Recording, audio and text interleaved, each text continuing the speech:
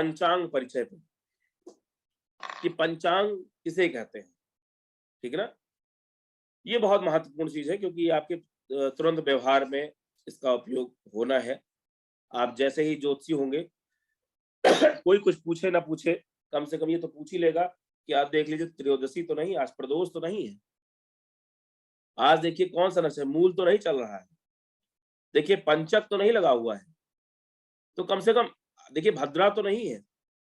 अच्छा ये जो क्या नाम है, आपकी होलिका आ रही है, होलिका में देखिए भद्रा कब तक रहेगी, क्योंकि होलिका दहन जो है वो भद्रा में नहीं किया जाता है, तो ये भद्रा कब तक रहेगी, इन सब चीजों की जानकारी जो है आप बिना पंचांग के आप नहीं कर सकते, ठीक है ना। तो ये एक ऐसी चीज है, भले ही आपकी जन्मपत्री के आधार पर वह कोई बात ना आपसे पूछ ले आए, लेकिन जो ये आपका मुहूर्त है कि विवाह करना है, बच्चे का मुंडन करना है, बच्चे का ये संस्कार करना है, यज्ञोपवीत करना है, ठीक है ना, या हमें यात्रा के लिए जाना है, तो उसके लिए आपको मुहूर्त का ज्ञान जरूरी है या पंचांग का ज्ञान जरूरी है। तो पंचांग के बारे में तो ये भी कहा जाता है कि जो पंचांग रखता है वो पंडित हो जाता है, ठीक है ना। प्राय गांव में ये बात कहावत कही जाती है कि जो व्यक्ति पंचांग अपने पास रखता है वो क्या है, वो पंडित कहलाता है, ठीक है ना, मतलब पंडित का मतलब विद्वान कहलाता है। तो इसलिए पंचांग के विषय को जानना बहुत ही महत्वपूर्ण है, बहुत आवश्यक है।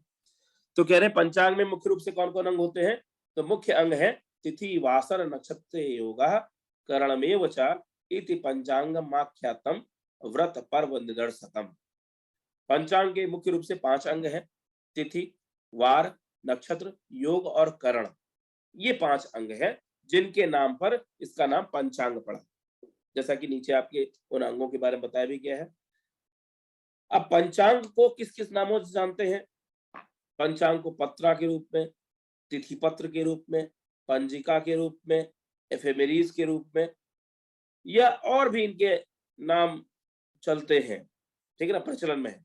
36 उसमें जो क्या नाम है, कई प्रकार के पंचांग अलग अलग जगह पर प्रचलन में रहते हैं, ठीक है ना। तो उसमें क्या नाम है, जब चूंकि अलग अलग जैसे हिजरी संवत को देखने के लिए, बंगला संवत को देखने के लिए, इस प्रकार संवत्सर जिस संवत्सर को बिलोंग करते हैं उस संवत्सर के आधार पर उसका नामकरण भी किया गया है, ठीक है ना।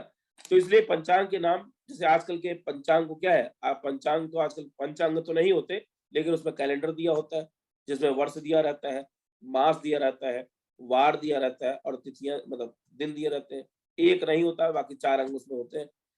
तो पंचांग को इन नामों से भी जाना जाता है। इनके अतिरिक्त पंचांग में और कौन से विषय रहते हैं, ये तो 5 अंग जो हमने बताया, तिथि वार नक्षत्र योग करण, ये तो रहता ही है।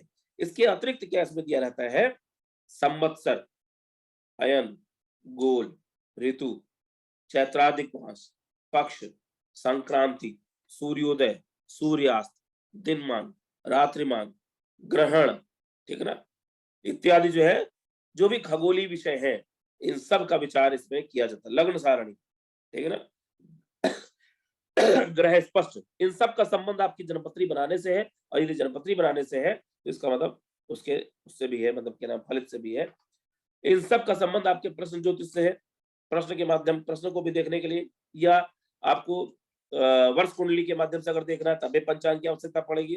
तो इसलिए पंचांग के इन विषयों को भी जानना आवश्यक है। तो सबसे पहले हम लोग इसमें जो ये 5 अंग हैं, 5 अंग के पहले संवत्सर, अयन, गोल, ऋतु, चैत्रादिक मास, पक्ष, संक्रांति, सूर्योदय, सूर्यास्त, दिनमान, रात्रिमान, इनके बारे में भी जानेंगे।